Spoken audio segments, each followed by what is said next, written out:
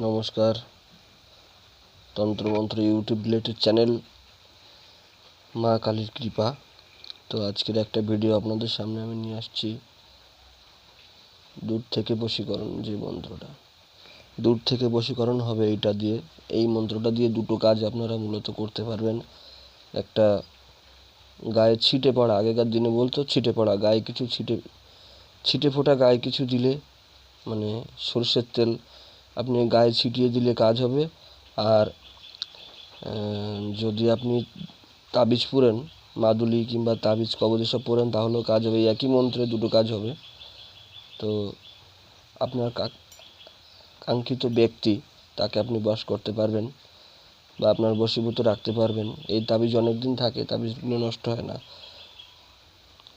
তো মন্ত্রটা আপনাদের সামনে বলছি, শুনুন। শক্তি শক্তি মহাশক্তি জগতেতে জানি, এই শক্তি পয়দা করে মা কালী বনে। কালী আসে চিকচিকিয়ে, মহাদেব আসে ধেয়ে, এই মন্ত্র পড়ে দেব অমুকের গায়ে। এই মন্ত্র সত্য ছাড়া মিথ্যা যদি হয়, মা কালীর শক্তি ক্ষমতা থাকবে না দুনিয়ায়। আমি আবারও বলছি, মন্ত্রটা শুনুন মন দিয়ে।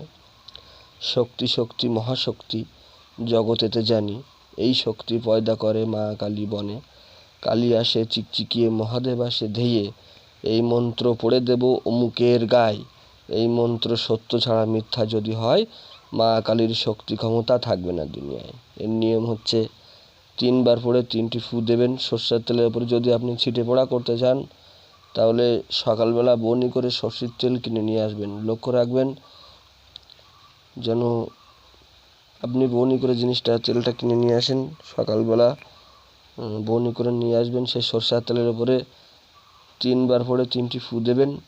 আর যদি তাবিজ পুঁততে যান, তাহলে সাদা কাগজে 3বার লিখবেন, লিখে একটার উপর তাবিজে পুরে নেবেন, হাতে রাখবেন। ছেলে হলে ডান হাতে, মেয়ে হলে বাঁ হাতে। 3 দিনের মধ্যে রেজাল্ট আপনাদের সামনে। নমস্কার।